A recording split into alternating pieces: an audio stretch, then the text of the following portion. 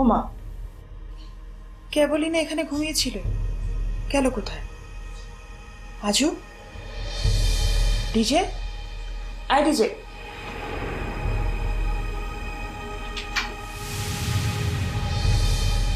DJ,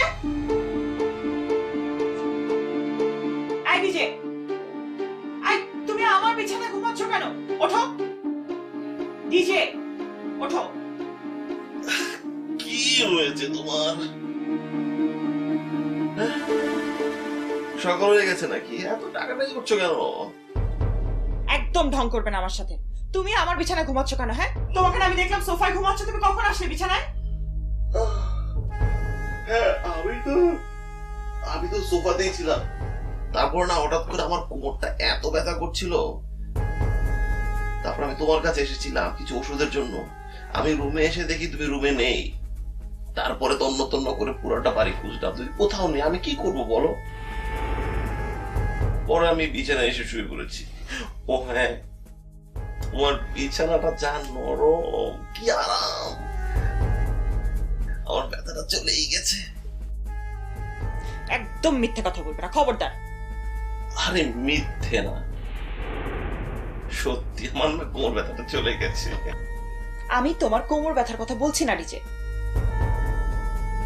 তাহলে তুমি আমাকে খুঁজে পাওনি কি করে? হ্যাঁ, আমি তো বাড়িতেই ছিলাম, জাস্ট দরজার বাইরে একটু বের হয়েছি। তুমি যদি উঠে আমাকে তন্ন তন্ন করে খুঁজেই থাকো, তাহলে তো আমাকে দেখার কথা, পাওয়ার কথা। কিন্তু আমি তো কিছু দেখিনি। আমার চোখে তো ঘুম ছিল, তুমি কোথায় ছিলে কোথায় না ছিলে আমি আসলে কোনো কিছু খেয়াল করিনি।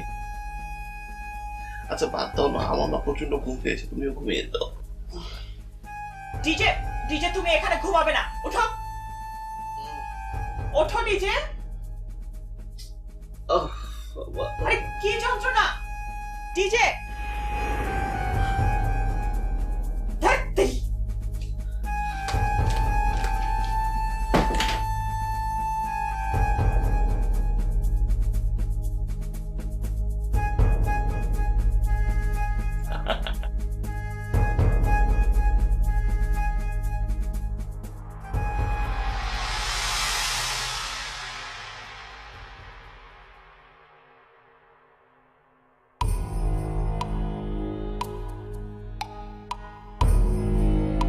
বিয়েটা তো জাস্ট একটা কন্ট্রাক্ট ম্যারেজ, মানে সংসার করার জন্য তোরা বিয়ে করে।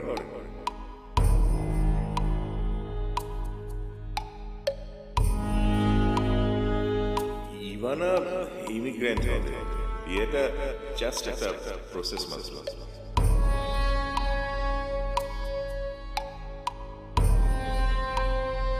আইনগতভাবে বিয়ে করলেও আসলে পুরো ব্যাপারটা কিন্তু একটু লোক দেখাতে হবে।